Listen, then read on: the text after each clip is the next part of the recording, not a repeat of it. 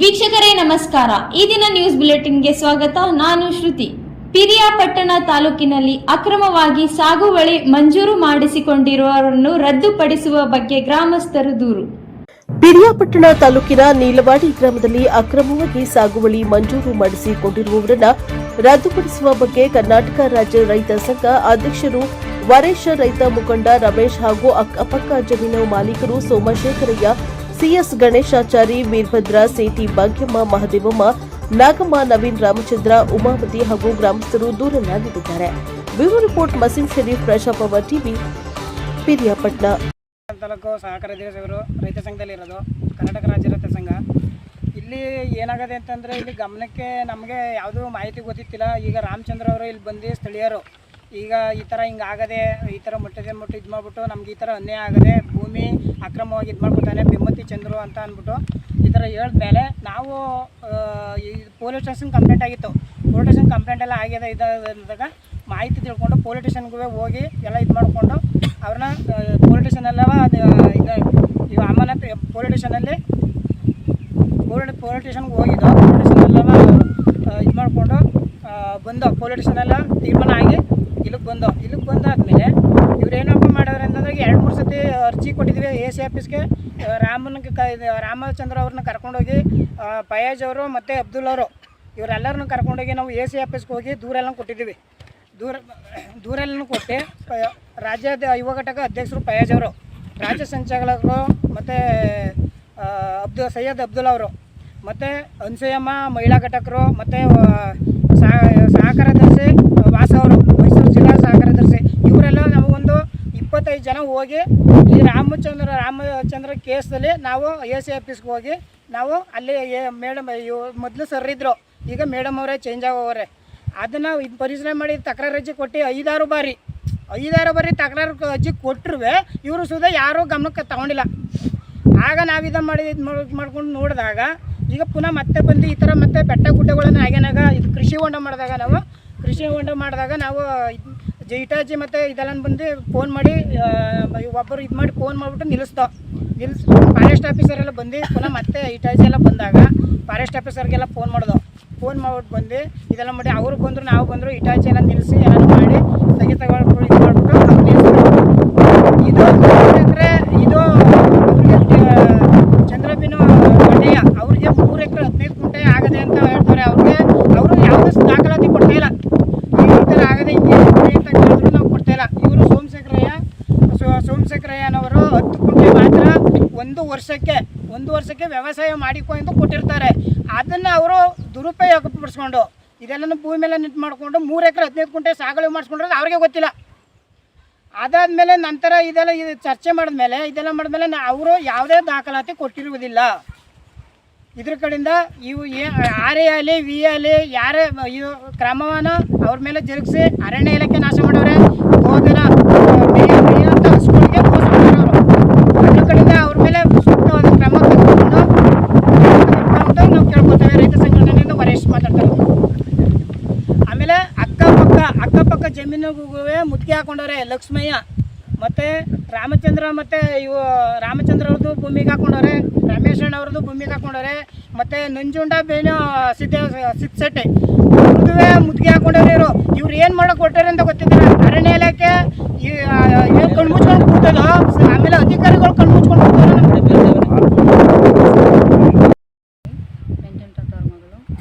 ನಮ್ಮ ತಂದೆ ತಾಯಿ ಯಾರೂ ಇಲ್ಲ, 111 ಸರ್ವೆನಲ್ಲಿ ಇದ್ದೀವಿ ನಾವು. ಅಲ್ಲಿ ಬಂದ್ಬಿಟ್ಟು ಒಂದು ಡಬಲ್ಸ್ಲಿ ಬಂದ್ಬಿಟ್ಟು TS ಬಂದ್ಬಿಟ್ಟು ಅವ್ರನ್ನ ನಾಶ ಮಾಡಿದ್ದಾರೆ. ನನಗೆ ಅಷ್ಟು ಒಂದು 50-70 ವರ್ಷದಿಂದ ಇದ್ದೀವಿ ನಾವು. ಅಲ್ಲಿ ಚಂದ್ರ ಅಂತ ಹೇಳ್ಬಿಟ್ಟು ಅವ್ನು ಮಾಡ್ಕೊಂಡಿರೋದು. ಮತ್ತು ಕಂಪ್ಲೇಂಟ್ ಎಲ್ಲ ಕೊಟ್ಟು ಸ್ಟೇಷನ್ ಕಂಪ್ಲೇಂಟ್ ಕೊಟ್ಟು ಮತ್ತು ಸಂಘದಲ್ಲಿ ಬಂದ್ಬಿಟ್ಟು ಅದು ಸ್ಟಾಪ್ ಮಾಡಿದ್ದಾರೆ. ನಮಗೆ ಅಲ್ಲಿ ಅರಣ್ಯ ನಾಶ ಆಗಬಾರ್ದು, ನಮಗಿರೋ ಜಾಗ ಅಷ್ಟೇ, ನಮ್ಗೆ ನೆಮ್ಮದಿಯಾಗಿ ಜೀವನ ಮಾಡಬೇಕು ಅಷ್ಟೇ ಫಾರೆಸ್ಟ್ನವ್ರು ಬಂದರು, ಗಾರ್ಡ್ ಬಂದಿದೆ ಅಷ್ಟೇ. ಫಾರೆಸ್ಟ್ಗೆ ವಿಷಯ ತಿಳಿಸಿದಾರೋ ನಮಗೆ ಗೊತ್ತಿಲ್ಲ. ಅದು ಅವರು ತನಿಖೆ ಮಾಡಿ ಇವ್ರಿಗೆ ಸೂಕ್ತವಾದ ನ್ಯಾಯವನ್ನು ದೊರಕಿಸ್ಕೊಡ್ಬೇಕು ಅಂತ ಕೇಳ್ತೀನಿ. ಇದುವರೆಗೂ ಇವರು ಗಾರ್ಡ್ಸ್ ಬಂದವರೇ ಹೊರತು ಮೇಲಧಿಕಾರಿನೂ ಬಂದಿಲ್ಲ. ಅದಾದಮೇಲೆ RIVA ಅಂದರೆ ಅಜ್ಮಲ್ ಶರೀಫು ಅವರು ಇವ್ರಿಗೆ ಖಾತೆ ಮಾಡಿಸ್ಕೊಟ್ಟಿರೋದು ಚಂದ್ರಬಿನ್ ದೊಡ್ಡಯ್ಯ ಅಂತ ಅವರಲ್ಲ, ಅವ್ರಿಗೆ 3 ಎಕರೆ 15 ಗುಂಟೆ ಖಾತೆ ಮಾಡಿಸ್ಕೊಂಡ್ರೆ ಯಾವ ಥರ ಖಾತೆ ಮಾಡಿಸ್ಕೊಂಡ್ರೆ ಗೊತ್ತಿಲ್ಲ. ಅಧಿಕಾರಿಗಳು ನಿರ್ಲಕ್ಷ್ಯದಿಂದ ಈ ಥರ ಅಕ್ಕಪಕ್ಕ ಜನ ಎಲ್ಲ ಹೊಡೆದಾಡೋ ಸ್ಥಿತಿಲಿ ಬಂದವ್ರೆ. ರಕ್ತಪಾತ ಹಂಗಾಗದೆ. ಅದನ್ನು ಸೂಕ್ತವಾದ ರೀತಿಯಲ್ಲಿ ನ್ಯಾಯವನ್ನು ದೊರಕಿಸ್ಕೊಡ್ಬೇಕು ಅಂತ ನಾವು ಕೇಳ್ಕೊತೀವಿ. ನಿಮಗೂ ಜಮೀನು ಮಾಡಿಕೊಡ್ತೀನಿ ಅಂತ ನಮ್ಗೆ 40,000 ರೂಪಾಯಿ ದುಡ್ಡು ಇಸ್ಕೊಂಡು ನಮಗೆ ಮಾಡಿಕೊಟ್ಟಿಲ್ಲ. ನಮಗೇನು ಗಂಡು ಮಕ್ಕಳಿಲ್ಲ.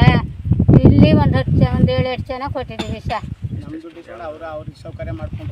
ಅವರು ಮಾಡ್ಕೊತಾವ್ರೆ, ಅವ್ರಿಗೆ ಆಗದೆ, ನಮ್ಗೆ ಯಾಕಾಗಿಲ್ಲ. ನಮ್ಮ ದುಡ್ಡು ಇಸ್ಕೊಂಡು ಅವ್ರು ಸೌಕರ್ಯ ಮಾಡಿಕೊಂಡ್ರು. 45 ವರ್ಷ ಮಾಡ್ತಿದ್ದೆ ನಮ್ಮ ಸರ್ವಿಸಲ್ಲಿ. ಇವತ್ತು ನಮ್ಮ ಜಮೀನ ನಿಮ್ಮ ಹೆಸರು ಮಾಡ್ಕೊಡ್ತೀವಿ, ನಮ್ಮ ಖಾತೆ ಆಗಿಲ್ವಲ್ಲ ಅಂದ್ಬಿಟ್ಟು ಇಸ್ಕೊಂಡು ದುಡ್ಡು. ಇವತ್ತು ದುಡ್ಡು ಇಲ್ಲ, ನಮ್ಮ ಹೆಸರು ಖಾತೆ ಇಲ್ಲ. ಅದೇ ದುಡ್ಡು ಇಸ್ಕೊಂಡು ಅವ್ನು ಬೆಟ್ಟೆಲ್ಲ ಮುಗಿಸ್ಕೊಂಡು ಅವ್ನ ಜಮೀನ ಮಾಡ್ಕೊತಾವನೆ.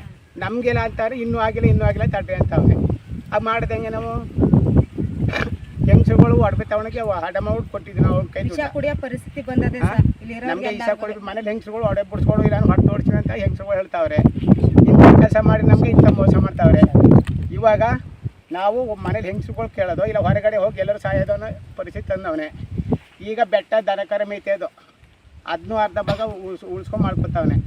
ಇಲ್ಲಿ ಕೃಷಿ ಹೊಂಡಕ್ಕೆ ಯಾರು ಹೇಳಿಲ್ಲ ಏನಿಲ್ಲ, ಅವ್ರ ಜಮೀನನ್ನು ಮಾಡ್ಕೊಂಡವನೆ. 3 ಎಕರೆ ಜಮೀನು ಮಾಡ್ಕೊಂಡವಲ್ಲ. ನಮ್ಮ ಬರೀ 20 ಗುಂಟೆ ಜಮೀನು ನಮಗೆ ಮಾಡ್ಕೊಡಕ್ಕಲ್ವ ಬಡ ಮಗನು. ಮಾತಾಡಿದ್ರೆ ನಿಮ್ಮನ್ನ ಓಡಿಸ್ಬಿಡ್ತೀನಿ ಅಂತ ಹೇಳ್ತಾರೆ.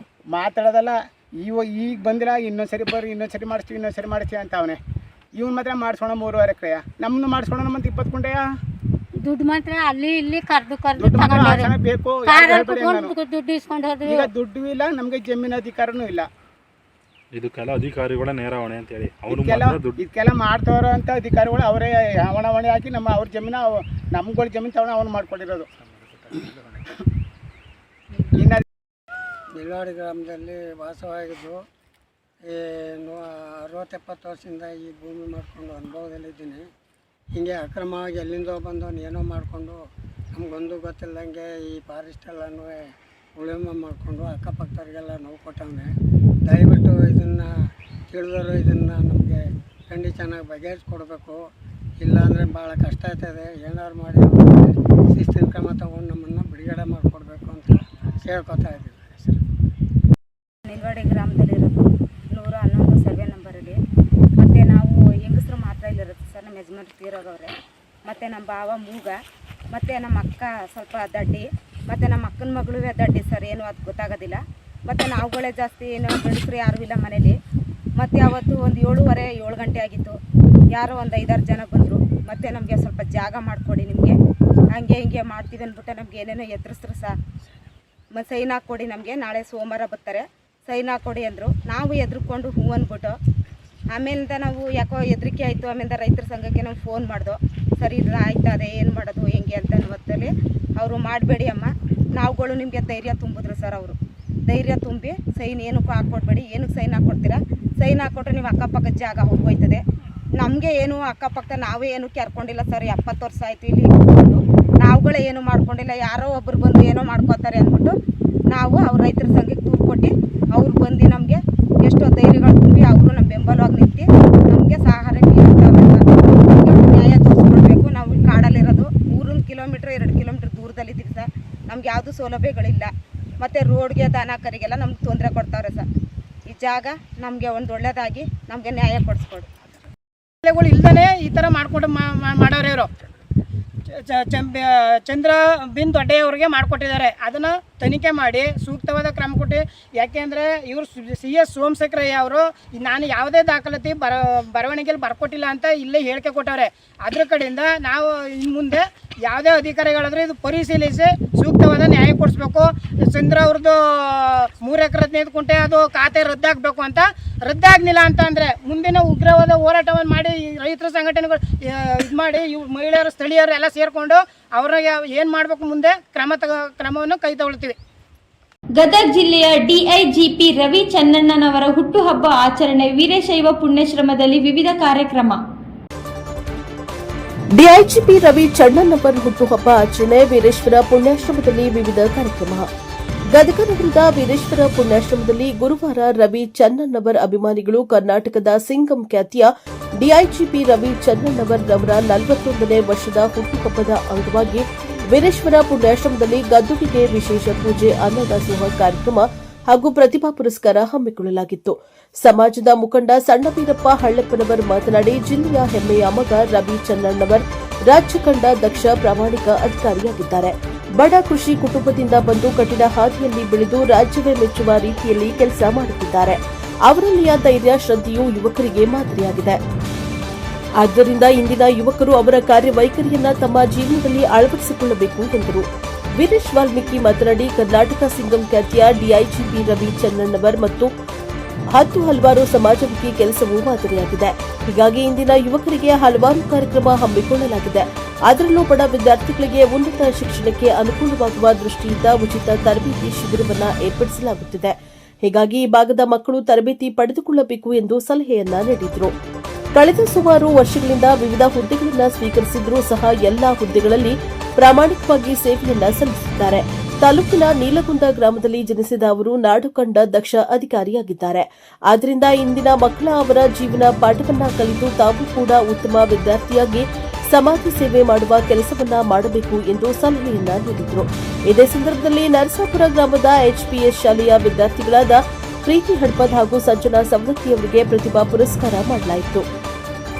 ರಾಮಣ್ಣ ಫಲದುಡ್ಡಿ, ಕೃಷ್ಣ ದೇಶಪಾಂಡೆ, ಡಿಎಸ್ ತಳವಾರ್, ಅನಿಲ್ ಸಿದ್ದಪ್ಪನಹಳ್ಳಿ, ಶಾಂತಕುಮಾರ್ ಸುರ್ಪುರ, ಡಾ ಲಕ್ಷ್ಮಣ್ ಪೂಜಾರ್, ಶ್ರೀಕಾಂತ್ ಪೂಜಾರ್, ಲೋಕೇಶ್ ಮಲ್ಲಿಗವಾಡ, ಅಪ್ಪಣ್ಣ ಗುಗುರಿ, ಮುತ್ತಪ್ಪ ಮೇಗಲಮನಿ, ಶರಣಪ್ಪ ಸಂದಿಗೌಡ, ಅಮರೀಶ್ ಬಳ್ಳಾರಿ, ಕೃಷ್ಣ ಸುರುಣಿಗಿ, ಪ್ರಶಾಂತ್ ಭೀಮನಗೌಡ, ಹುಸೇನ್ ಸಾಬ್ ಹಲಗೇರಿ, ಈರಪ್ಪ ಬಿಂಗಿ, ಮಹಾಂತೇಶ್ ಹಾದಿಮನಿ, ಆನಂದ ಕೊರ್ಲಹಳ್ಳಿ, ರವಿ ಚನ್ನಣ್ಣವರ್ ಅಭಿಮಾನಿಗಳು ಹಾಜರಿದ್ದರು.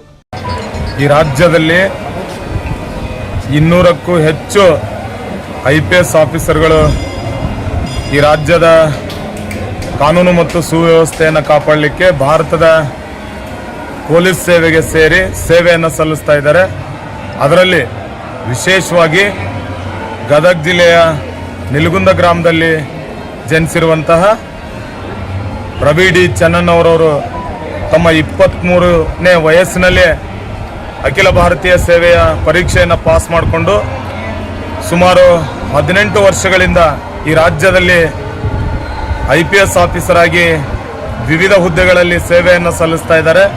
ಸಲ್ಲಿಸಿರುವಂತಹ ಎಲ್ಲ ಹುದ್ದೆಗಳಲ್ಲೂ ಕೂಡ ಈ ರಾಜ್ಯಕ್ಕೆ ಒಂದು ವಿಶೇಷವಾಗಿರ್ತಕ್ಕಂಥ ಬೆಂಚ್ ಮಾರ್ಕನ್ನು ಸೃಷ್ಟಿ ಮಾಡಿದ್ದಾರೆ. ಅದು ಕ್ರೈಮ್ ಡಿಟೆಕ್ಷನ್ ಇರ್ಬೋದು, ಅವರ ಕಾನೂನು ಸುವ್ಯವಸ್ಥೆ ಇರ್ಬೋದು, ಅವರ ಜನಸ್ಪಂದನ ಕಾರ್ಯಕ್ರಮ ಇರ್ಬೋದು, ಅವರ ಸಮಾಜ ಉಪಯೋಗಿಯಾಗಿರುವಂಥ ಹಲವು ಸಮಾಜಮುಖಿ ಕೆಲಸಗಳಾಗಿರ್ಬೋದು.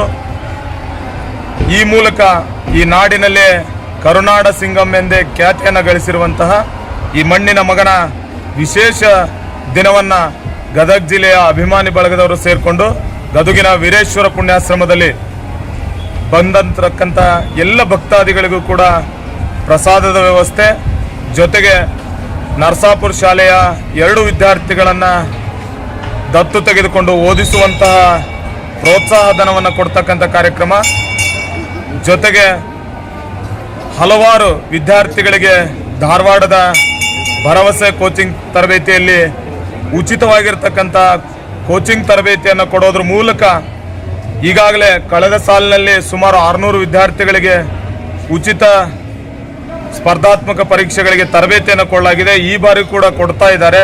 ಹೀಗೆ ಹಲವು ಕಾರ್ಯಕ್ರಮಗಳನ್ನು ರವಿ ಡಿ ಚನ್ನಣ್ಣವರ ಸಾಹೇಬರ ಜನ್ಮದಿನಾಚರಣೆ ಅಂಗವಾಗಿ ಅವರ ಅಭಿಮಾನಿ ಬಳಗ ಪ್ರತಿ ವರ್ಷ ಆಚರಣೆ ಮಾಡ್ತಾ ಬರ್ತಾ ಇದೆ. ಈ ವರ್ಷವೂ ಕೂಡ ಆಚರಿಸ್ತಾ ಇದ್ದೇವೆ. ಅವರಿಗೆ ಭಗವಂತ 100 ಕಾಲ ಆರೋಗ್ಯ, ಆಯುಷ್ಯ, ಈ ಕರುನಾಡನ್ನ ಸೇವೆ ಮಾಡ್ತಕ್ಕಂಥ ಎಲ್ಲ ಹುದ್ದೆಗಳನ್ನು ವಿಶೇಷವಾಗಿರ್ತಕ್ಕಂಥ ಅಧಿಕಾರ ಅವರಿಗೆ ಪ್ರಾಪ್ತಿಯಾಗಲಿ ಅಂಥೇಳಿ ಈ ಜಿಲ್ಲೆಯ ಎಲ್ಲ ಅಭಿಮಾನಿ ಬಳಗದ ಪರವಾಗಿ ಅವರಿಗೆ ಭಗವಂತನಲ್ಲಿ ಪ್ರಾರ್ಥಿಸ್ತಾ ಈ ದಿನಕ್ಕೆ ಮತ್ತೊಮ್ಮೆ ವಿಶೇಷ ಹುಟ್ಟುಹಬ್ಬದ ಹಾರ್ದಿಕ ಶುಭಾಶಯಗಳನ್ನು ತಿಳಿಸ್ತಾ ಇದ್ದೇವೆ. ಧನ್ಯವಾದ. ವೀರೇಶ್ ವಾಲ್ಮೀಕಿ, ಶಿಕ್ಷಕರು, HPS ನರಸಾಪುರ ಶಾಲೆ. ಕೊಳ್ಳೇಗಾಲ ತಾಲೂಕಿನ ಹೊಸ ಮೂಲಂಗಿ ಗ್ರಾಮದ ಸರ್ಕಾರಿ ಹಿರಿಯ ಪ್ರಾಥಮಿಕ ಶಾಲೆಗೆ ಅಕ್ಷರ ದಾಸೋಹ ಸಹಕಾರ. ಕೊಳ್ಳೇಗಾಲ ತಾಲೂಕಿನ ಹೊಸ ಮಾಲಂಗಿ ಗ್ರಾಮದ ಸರ್ಕಾರಿ ಹಿರಿಯ ಪ್ರಾಥಮಿಕ ಶಾಲೆಗೆ ಅಕ್ಷರ ದಾಸೋಹ ಸಹಾಯಕ ನಿರ್ದೇಶಕ ಆರ್ ನಂಜುಂಡಯ್ಯ ಭೇಟಿ ನೀಡಿ ಬಿಸಿಯೂಟ ಪರಿಶೀಲಿಸಿ ನಂತರ ಮಕ್ಕಳ ಜೊತೆ ಮಧ್ಯಾಹ್ನ ಬಿಸಿಯೂಟ ಸೇವನೆ ಮಾಡಿದರು. ಕೊಳ್ಳೇಗಾಲ ತಾಲೂಕಿನ ಹೊಸ ಮಾಲಂಗಿ ಗ್ರಾಮದ ಸರ್ಕಾರಿ ಹಿರಿಯ ಪ್ರಾಥಮಿಕ ಶಾಲೆಗೆ ಅಕ್ಷರ ದಾಸೋಹ ಸಹಾಯಕ ನಿರ್ದೇಶಕ ಆರ್ ನಂಜುಂಡಯ್ಯ ಗುರುವಾರ ಭೇಟಿ ನೀಡಿ ಶಾಲೆಯಲ್ಲಿ ತಯಾರಿಸುವ ಬಿಸಿ ಊಟ ಪರಿಶೀಲಿಸಿ ಶಾಲಾ ಮಕ್ಕಳೊಂದಿಗೆ ಕುಳಿತು ಮಧ್ಯಾಹ್ನದ ಬಿಸಿ ಊಟ ಸೇವಿಸಿ ನಂತರ ಮಾತನಾಡಿ ಕರ್ನಾಟಕ ಸರ್ಕಾರದ ಅಕ್ಷರ ದಾಸೋಹ ಯೋಜನೆಯ ಸಹಾಯಕ ನಿರ್ದೇಶಕ ಪ್ರಮುಖ ಕರ್ತವ್ಯ ಮತ್ತು ಜವಾಬ್ದಾರಿಗಳಲ್ಲಿ ಒಂದಾಗಿದೆ. ಸರ್ಕಾರಿ ಮತ್ತು ಅನುದಾನಿತ ಶಾಲೆಗಳಲ್ಲಿ ಗುಣಮಟ್ಟದ ಆಹಾರ ವಿತರಣೆಯಾಗುತ್ತಿದೆಯೇ ಎಂಬುದನ್ನು ಖಚಿತಪಡಿಸಿಕೊಳ್ಳಲು ಮತ್ತು ಮಕ್ಕಳೊಂದಿಗೆ ಸ್ವಾಮರಸ್ಯ ಮೂಡಿಸಲು ಅಧಿಕಾರಿಗಳು ನಿಯಮಿತವಾಗಿ ಈ ಕಾರ್ಯವನ್ನು ಮಾಡುತ್ತಾರೆ. ಸಹಾಯಕ ನಿರ್ದೇಶಕರ ಪ್ರಮುಖ ಜವಾಬ್ದಾರಿಗಳು ಗುಣಮಟ್ಟದ ಪರಿಶೀಲನೆ, ಶಾಲೆಗಳಿಗೆ ಭೇಟಿ ನೀಡಿದಾಗ ಬಿಸಿಯೂಟದ ರುಚಿ, ಶುಚಿತ್ವ ಹಾಗೂ ಗುಣಮಟ್ಟವನ್ನು ಸ್ವತಃ ಊಟ ಮಾಡುವ ಮೂಲಕ ಪರಿಶೀಲಿಸುವುದು ಕಡ್ಡಾಯ. ಶಾಲಾ ಭೇಟಿ ಪ್ರತಿ ತ್ರೈಮಾಸಿಕದಲ್ಲಿ ತಮ್ಮ ವ್ಯಾಪ್ತಿಯ ಕನಿಷ್ಠ 25% ಶಾಲೆಗಳಿಗೆ ಕಡ್ಡಾಯವಾಗಿ ಭೇಟಿ ನೀಡುವುದು, ಸುರಕ್ಷತೆಯ ಉಸ್ತುವಾರಿ, ಬಿಸಿಯೂಟ ತಯಾರಿಕೆಯಲ್ಲಿ ಯಾವುದೇ ಲೋಪದೋಷ ಅಥವಾ ಅಹಿತಕರ ಘಟನೆಗಳು ನಡೆಯದಂತೆ ಎಚ್ಚರ ವಹಿಸುವುದು, ಮಾಹಿತಿ ಕ್ರೋಢೀಕರಣ, ತಾಲೂಕಿನ ಮಕ್ಕಳ ದಾಖಲಾತಿ, ಹಾಜರಾತಿ, ಅಡುಗೆ ಕೋಣೆಗಳ ಸ್ಥಿತಿಗತಿ ಹಾಗೂ ಸಿಬ್ಬಂದಿಯ ವಿವರಗಳನ್ನು ಜಿಲ್ಲಾ ಪಂಚಾಯತ್ ಕಚೇರಿಗೆ ಸಲ್ಲಿಸುವುದು ಯೋಜನೆಯ ಪ್ರಮುಖ ಉದ್ದೇಶವಾಗಿದ್ದು, ಶಾಲಾ ಮಕ್ಕಳಲ್ಲಿ ಕಂಡುಬರುವ ಅಪೌಷ್ಟಿಕತೆಯನ್ನು ನಿವಾರಿಸುವುದು, ಮಕ್ಕಳ ಭೌತಿಕ ಮತ್ತು ಮಾನಸಿಕ ಬೆಳವಣಿಗೆಗೆ ಪೂರಕ ವಾತಾವರಣ ನಿರ್ಮಿಸುವುದು, ಶಾಲೆಗಳಲ್ಲಿ ಮಕ್ಕಳ ದಾಖಲಾತಿ ಹಾಗೂ ಹಾಜರಾತಿ ಪ್ರಮಾಣವನ್ನು ಹೆಚ್ಚಿಸುವುದು, ಎಲ್ಲ ಜಾತಿ ವರ್ಗದ ಮಕ್ಕಳು ಒಟ್ಟಿಗೆ ಕುಳಿತು ಊಟ ಮಾಡುವುದರಿಂದ ಸಾಮಾಜಿಕ ಸಮಾನತೆಯನ್ನ ತರುವುದು, ಕರ್ನಾಟಕ ಶಾಲಾ ಶಿಕ್ಷಣ ಇಲಾಖೆಯ ನಿಯಮಾವಳಿಗಳ ಪ್ರಕಾರ ಕೇವಲ ಸಹಾಯಕ ನಿರ್ದೇಶಕರು ಮಾತ್ರವಲ್ಲದೆ ಮುಖ್ಯ ಶಿಕ್ಷಕರು, ಸಹ ಶಿಕ್ಷಕರು ಮತ್ತು ಎಸ್ಡಿಎಂಸಿ ಅಂದರೆ ಸದಸ್ಯರು ಸಹ ಪ್ರತಿದಿನ ಮಕ್ಕಳಿಗೆ ಬಡಿಸುವ ಮುನ್ನ ಆಹಾರವನ್ನು ಕಡ್ಡಾಯವಾಗಿ ಸವಿದು ಗುಣಮಟ್ಟದ ಬಗ್ಗೆ ರಿಜಿಸ್ಟರ್ನಲ್ಲಿ ದಾಖಲಿಸಬೇಕಾಗಿರುತ್ತದೆ. ಆದ್ದರಿಂದ ಶಾಲೆಯ ಶಿಕ್ಷಕರು, ಶಿಕ್ಷಕಿಯರು ಮಕ್ಕಳಿಗೆ ಬಿಸಿಯೂಟ, ಶುಚಿತ್ವ ಜೊತೆಗೆ ಗುಣಮಟ್ಟ ಶಿಕ್ಷಣ ನೀಡುವ ಜವಾಬ್ದಾರಿ ಇದೆ ಎಂದು ಸಲಹೆ ನೀಡಿದರು. ಈ ಸಂದರ್ಭದಲ್ಲಿ ಶಾಲೆಯ ಮುಖ್ಯ ಶಿಕ್ಷಕ, ಶಿಕ್ಷಕರು, ಶಿಕ್ಷಕಿಯರು, ವಿದ್ಯಾರ್ಥಿಗಳು ಹಾಜರಿದ್ದ. ಟಿವಿ ಯಳಂದೂರು. ಕೊಪ್ಪಳ ಜಿಲ್ಲೆಯ ಕುಷ್ಟಗಿ ತಾಲೂಕಿನ ಕೊಡತ್ಗೇರಿ ಶಾಲಾ ವಿದ್ಯಾರ್ಥಿಗಳ ಗೋಳಾಟ, ಕೆಎಸ್ಆರ್ಟಿಸಿ ಹಾಗೂ ಸರ್ಕಾರದ ವಿರುದ್ಧ ಗ್ರಾಮಸ್ಥರು ಆಕ್ರೋಶ. ಕೊಡದಗಿರ ಶಾಲಾ ವಿದ್ಯಾರ್ಥಿಗಳ ಗೋಳಾಟ, ರೋಣ ಡಿಪೋ ಬಸ್ ಸೇವೆ ಸ್ಥಗಿತ, ಕೆಎಸ್ಆರ್ಟಿಸಿ ಬಸ್ ಹಾಗೂ ಸರ್ಕಾರದ ವಿರುದ್ಧ ಗ್ರಾಮಸ್ಥರ ಆಕ್ರೋಶ. ಕೊಪ್ಪಳ ಜಿಲ್ಲೆಯ ಕುಷ್ಟಗಿ ತಾಲೂಕಿನ ಕೊನೆಯ ಗ್ರಾಮವಾದ ಕೊಡದಗಿರಿಯ ಶಾಲಾ ವಿದ್ಯಾರ್ಥಿಗಳು ಸಾರಿಗೆ ಸಮಸ್ಯೆಯಿಂದ ತೀವ್ರ ಸಂಕಷ್ಟ ಅನುಭವಿಸುತ್ತಿದ್ದಾರೆ. ಈ ಹಿಂದೆ ರೋಣ ಡಿಪೋದಿಂದ ಸಂಚರಿಸ್ತಾ ಇದ್ದ ಬಸ್ ಕಳೆದ ಸುಮಾರು 10 ದಿನಗಳಿಂದ ಗ್ರಾಮಕ್ಕೆ ಬರ್ತಾ ಇಲ್ಲ. ಇದರಿಂದ ಪ್ರತಿದಿನ ಶಾಲೆಗೆ ತೆರಳುವ ವಿದ್ಯಾರ್ಥಿಗಳು ಹಾಗೂ ಸಾರ್ವಜನಿಕರು ತೀವ್ರ ತೊಂದರೆಯನ್ನು ಅನುಭವಿಸುವಂತಾಗಿದೆ. ರೋಣ, ಮುಷಿಗೇರಿ, ಕೊಡತಗೇರಿ, ಹನುಮನಾಳ, ಗುಡೂರು ಮಾರ್ಗದಲ್ಲಿ ಸಂಚರಿಸ್ತಾ ಇದ್ದ ಈ ಬಸ್ ವಿದ್ಯಾರ್ಥಿಗಳಿಗೆ ಅತ್ಯಂತ ಅನುಕೂಲಕರವಾಗಿತ್ತು. ಪ್ರತಿದಿನ ಶಾಲೆಗೆ ಸಮಯಕ್ಕೆ ಸರಿಯಾಗಿ ತಲುಪಲು ಹಾಗೂ ಮನೆಗೆ ಸುರಕ್ಷಿತವಾಗಿ ಮರಳಲು ಈ ಬಸ್ ಪ್ರಮುಖ ಆಧಾರವಾಗಿತ್ತು. ಆದರೆ ಏಕಾಏಕಿ ಬಸ್ ಸೇವೆ ಸ್ಥಗಿತಗೊಂಡಿರುವುದರಿಂದ ವಿದ್ಯಾರ್ಥಿಗಳ ಶಿಕ್ಷಣದ ಮೇಲೆಯೇ ದುಷ್ಪರಿಣಾಮ ಬೀರುವ ಪರಿಸ್ಥಿತಿ ನಿರ್ಮಾಣವಾಗಿದೆ. ಈ ಕುರಿತು ಹಲವು ಬಾರಿ ಸಂಬಂಧಪಟ್ಟ ಅಧಿಕಾರಿಗಳ ಗಮನಕ್ಕೆ ತಂದರೂ ಯಾವುದೇ ಸ್ಪಂದನೆ ದೊರಕಿಲ್ಲ ಎಂದು ವಿದ್ಯಾರ್ಥಿಗಳು ಹಾಗೂ ಗ್ರಾಮಸ್ಥರು ಆರೋಪಿಸಿದ್ದಾರೆ. ಕೂಡಲೇ ಬಸ್ ಸೇವೆಯನ್ನು ಪುನರಾರಂಭಿಸಿ ವಿದ್ಯಾರ್ಥಿಗಳ ಅನುಕೂಲಕ್ಕೆ ಕ್ರಮ ಕೈಗೊಳ್ಳಬೇಕು ಎಂದು ಅವರು ಆಗ್ರಹಿಸಿದ್ದಾರೆ.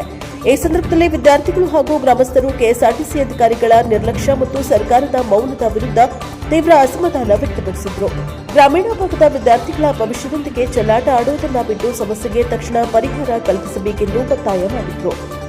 ವಿದ್ಯಾರ್ಥಿಗಳ ಶಿಕ್ಷಣಕ್ಕೆ ಯಾವುದೇ ಅಡ್ಡಿಯಾಗದಂತೆ ರೋಣ ಡಿಪೋ ಬಸ್ ಸೇವೆಯನ್ನು ಕೂಡಲೇ ಪುನರಾರಂಭಿಸಬೇಕು. ಗ್ರಾಮೀಣ ಭಾಗದ ಜನರ ಸಮಸ್ಯೆಗಳನ್ನು ಗಂಭೀರವಾಗಿ ಪರಿಗಣಿಸಿ ಕೆಎಸ್ಆರ್ಟಿಸಿ ಹಾಗೂ ಸರ್ಕಾರ ತುರ್ತು ಕ್ರಮ ಕೈಗೊಳ್ಳಬೇಕು ಎಂದು ಗ್ರಾಮಸ್ಥರು ಮನವಿಯನ್ನ ಮಾಡಿದ್ದಾರೆ. Bureau report Mahesh K Kavatagi, NKS TV 4 Kushtagi.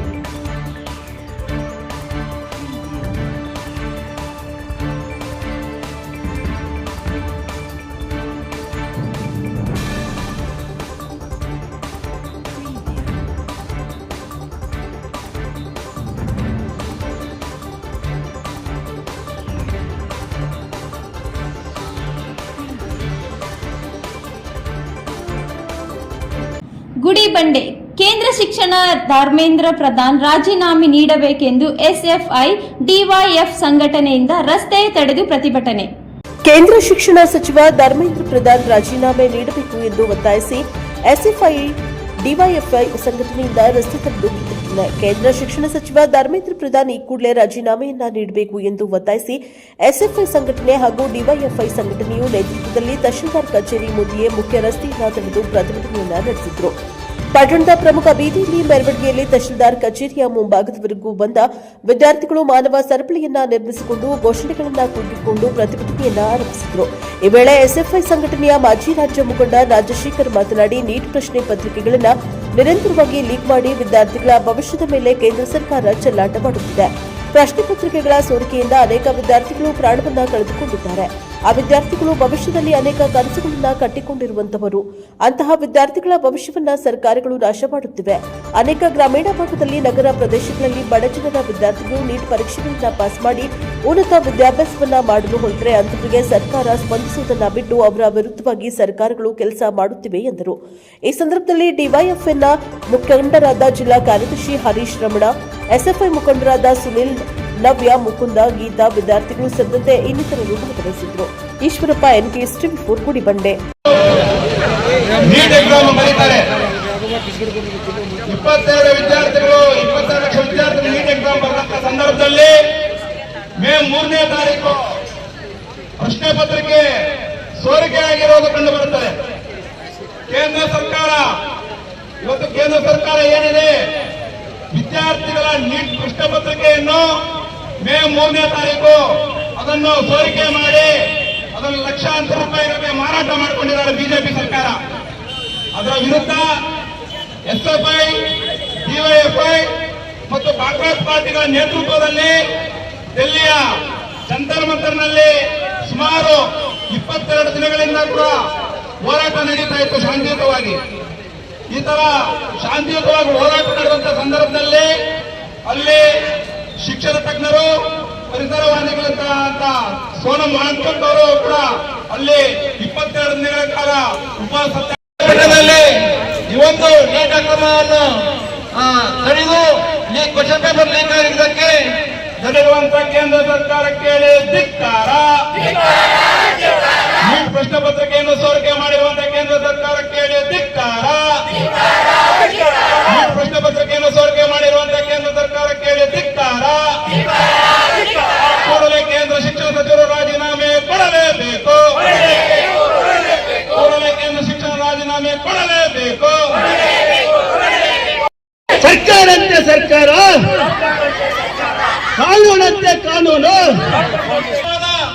BJP ಸರ್ಕಾರ ರೂಪಣೆ ಮಾಡಿ ರೂಪರೇಷೆಗಳ ಮುಖಾಂತರ ನಾವೆಲ್ಲ ಒಗ್ಗಟ್ಟಾಗಬೇಕಂತ ಹೇಳಿ ಈ ಒಂದು ಹೋರಾಟವನ್ನ ಒತ್ತಾಯ ಮಾಡ್ತಾ ಇದ್ದೀವಿ. ಪೊಲೀಸರನ್ನು, ವಿದ್ಯಾರ್ಥಿಗಳನ್ನು ಪೊಲೀಸರು ಲಾಠಿಗಳಿಂದ ಹೊಡೆದು, ತಲೆಗಳನ್ನೆಲ್ಲ ಹೊಡೆದು ಅವರಿಗೆಲ್ಲ ಕೂಡ ಗಾಯಗಳನ್ನು ಮಾಡಿದ್ದಾರೆ, ಲಾಠಿ ಚಾರ್ಜ್ ಮಾಡಿದ್ದಾರೆ. ಅದು ಅಲ್ಲದೆ ಹೊಗೆ ಬಾಂಬುಗಳನ್ನು ಕೂಡ ಹಾಕಿದ್ದಾರೆ ವಿದ್ಯಾರ್ಥಿಗಳ ಮೇಲೆ. ನಾವು ಕೇಳ್ತಾ ಇದ್ದೀವಿ ಕೇಂದ್ರ ಸರ್ಕಾರಕ್ಕೆ, ನಿಮ್ಮ ನರೇಂದ್ರ ಮೋದಿ ಅವರು ಕೇಳ್ತಾ ಇದ್ದೀವಿ, ಅಮಿತ್ ಶಾ ಅವರಿಗೆ ಕೇಳ್ತಾ ಇದ್ದೀವಿ, ನಾವು ವಿದ್ಯಾರ್ಥಿಗಳು, ನಾವು ಭಯೋತ್ಪಾದಕರಲ್ಲ, ನಮ್ಮ ಹಕ್ಕು ಹೋರಾಟ ಮಾಡುವಂತ ಹಕ್ಕು. ನಾವು ಹೋರಾಟ ಮಾಡಬೇಕಾದ್ರೆ ನೀವು ನಮ್ಮ ಮೇಲೆ ಲಾಠಿ ಚಾರ್ಜ್ ಮಾಡಿ ನಮ್ಮ ಮೇಲೆ ಹೊಗೆ ಬಾಂಬು ಹಾಕಿಸುವಂತ ಪರಿಸ್ಥಿತಿ ಏನಾಗಿತ್ತು ನಿಮಗೆ? 20 ದಿನಗಳ ಕಾಲ ಉಪವಾಸ ಸತ್ಯಾಗ್ರಹ ಮಾಡ್ತಾ ಇದ್ರೆ ಅಂದ್ರೆ ನಾವು ಮುಂದಿನ ದಿನಗಳಲ್ಲಿ ಉಗ್ರವಾದ ಹೋರಾಟಕ್ಕೆ ಕೂಡ ನಾಂದಿ ಹಾಡ್ತೀವಿ ಅಂತ ಹೇಳ್ತಾ ಇದ್ದೀನಿ ಬಂದ್ರೆ. ಇವತ್ತು ಎಲ್ಲಾ ವಿದ್ಯಾರ್ಥಿಗಳು ಇಡೀ ದೇಶಾದ್ಯಂತ ಇವತ್ತು ಒಂದಾಗಿದ್ದಾರೆ. ಇವತ್ತು ಹೋರಾಟಗಳು ಮಾಡ್ತಾ ಇದ್ದೇವೆ. ಮುಂದಿನ ದಿನಗಳಲ್ಲಿ ಕೂಡ ನಾವು ಒಂದು ಉಗ್ರವಾದ ಹೋರಾಟಗಳನ್ನು ಮಾಡಿ ನಾವು ಎಲ್ಲ ಜಿಲ್ಲೆ ತಾಲೂಕು ಕೇಂದ್ರಕ್ಕೂ ಕೂಡ ಬಂದ್ ಮಾಡಕ್ಕೆ ಕೂಡ ಪ್ರಯತ್ನ ಪಡ್ತೀವಿ ಅಂತ ತಿಳಿಸ್ತಾ ಇದ್ದೀನಿ ಎಲ್ಲ ವಿದ್ಯಾರ್ಥಿಗಳು. ಇವತ್ತು ನಾವು ನೋಡ್ತಾ ಇದ್ದೀವಿ ಯಾವ ರೀತಿ ಇವತ್ತು ವಿದ್ಯಾರ್ಥಿಗಳನ್ನು. ಸುಗ್ನಳ್ಳಿ ಶುದ್ಧೀಕರಣ ಘಟಕದಲ್ಲಿ ಮೂಲ ಸೌಲಭ್ಯಗಳ ಕೊರತೆ ಸರಿಪಡಿಸುವಂತೆ BT ಚಂದ್ರಶೇಖರ್ ಆಗ್ರಹ. ಸುಗ್ನಳ್ಳಿ ಶುದ್ಧೀಕರಣ ಘಟಕದಲ್ಲಿ ಮೂಲ ಸೌಲಭ್ಯಗಳ ಕೊರತೆ ಸರಿಪಡಿಸುವಂತೆ BT ಚಂದ್ರಶೇಖರ್ ಆಗ್ರಹ. ಗದಗ ಜಿಲ್ಲೆಯ ಶಿರಹಟ್ಟಿ ತಾಲೂಕಿನ ಸುಗ್ನಳ್ಳಿ ಗ್ರಾಮದಲ್ಲಿ ಇರುವ ಕುಡಿಯುವ ನೀರಿನ ಶುದ್ಧೀಕರಣ ಘಟಕದಲ್ಲಿ ಮೂಲ ಸೌಲಭ್ಯಗಳ ಕೊರತೆ ಹಾಗೂ ಶುದ್ಧೀಕರಣ ಘಟಕದಲ್ಲಿ ಇರುವ ಕಸ ತೆಗೆದು ಸ್ವಚ್ಛಗೊಳಿಸಿ ಶುದ್ಧ ಕುಡಿಯುವ ನೀರು ಒದಗಿಸುವಂತೆ ಮೀಸಲು ಶಿರಹಟ್ಟಿ ವಿಧಾನಸಭಾ ಕ್ಷೇತ್ರದಲ್ಲಿ ರೈತರ ಸಮಸ್ಯೆಗಳನ್ನು ಆಲಿಸುತ್ತಿರುವ ರಾಜ್ಯ ರೈತೋದಯ ಹಸಿರು ಸೇನೆಯ ರಾಜ್ಯಾಧ್ಯಕ್ಷರು 1008 ಬಡವರ ಕಲ್ಯಾಣೋತ್ಸವ ನೆರವೇರಿಸಿದ ಕಲ್ಯಾಣ ಪುರುಷ BT ಚಂದ್ರಶೇಖರ್ ಅವರು ಸಂಬಂಧಿಸಿದ ಇಲಾಖೆಯ ಅಧಿಕಾರಿಗಳನ್ನು ಆಗ್ರಹಿಸಿದ್ದಾರೆ. ಸುಗ್ನಳ್ಳಿ ಶುದ್ಧೀಕರಣ ಘಟಕಕ್ಕೆ ಭೇಟಿ ನೀಡಿದ ಅವರು ಅಲ್ಲಿರುವ ಸಮಸ್ಯೆಗಳನ್ನು ಆಲಿಸಿ ಅವರು ಮಾಧ್ಯಮದ ಮುಖಾಂತರ ಮಾತನಾಡಿದರು. ಈ ಸಮಯದಲ್ಲಿ ರೈತ ಮುಖಂಡರು, ಗ್ರಾಮಸ್ಥರು ಇತರರು ಹಾಜರಿದ್ದರು.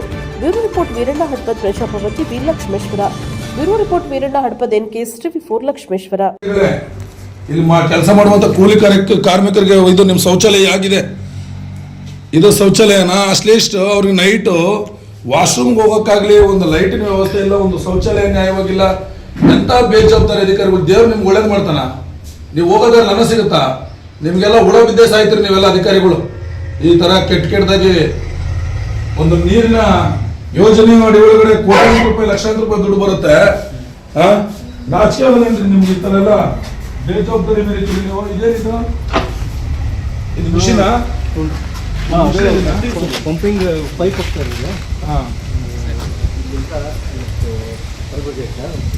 ಈ ಕಡೆ ಇಲ್ಲಿಂದ ತಗೊಂಡು ಇಲ್ಲಿ ಒಂದು ಕಲೆಕ್ಷನ್ ಟೆಂಬರ್ ಅದು ಟೆಂಬರ್ ಅದು ಆ ಕಡೆಯಿಂದ ಬಂದಿದ್ರಿ ಇಳಿಯಕ್ಕೆ ಏನಿಲ್ಲ ಅದ ಹೇಳಿದಲ್ರಿ ಸರ್. ಇದ್ರೊಳಗಡೆ ಇಳಿಯಕ್ಕೆ ಏನಿಲ್ವಾ? ಡಬ್ಬಿ ಇಟ್ಕೊಂಡು ಹೇಳ್ತಾರೆ ಆ ಕಡೆಯಿಂದ ಇದ್ಬೇಕಾರೆ ಅನ್ಕೊಂಡು ಡಬ್ಬಿ ಕೆಂಪು ಡಬ್ಬಿ ಇಟ್ಕೊಂಡು ಹೇಳಿಬೇಕ್ರಿ. ಇಲ್ಲ ಹಾರ್ಬೇಕ್ರಿ ಮೇಲಿದ್ದ ಅಷ್ಟೊಂದು ಬರ್ತಾನೆ ಆಗ್ಬಿಟ್ಟಿದ್ಯಾ? ಅಲ್ರಿ ಸರ ನಮ್ಗೆ ಏನಿ ಕೇಳಿದ್ರಿ ಸರ್, ಇಲ್ಲೇ ಒಂದು ಮರ ಐತಲ್ಲ ಕಡ್ಕೊಂಡು ಮಾಡ್ಕೊಳ್ರಪ್ಪ. ಇಡೀ ಎಲ್ಲ ಅವ್ರ ಅಪ್ಪನಂತ ಮರ ಆಯ್ತ, ಅರಣ್ಯ ಮರ ಕಡೆಯಂಗಿಲ್ಲ, ಕಡಿದ್ರೆ ನಿಮ್ಗೆ ತೊಗೊಂಡು ಜೈಲಿಗೆ ಹಾಕ್ತಾರೆ.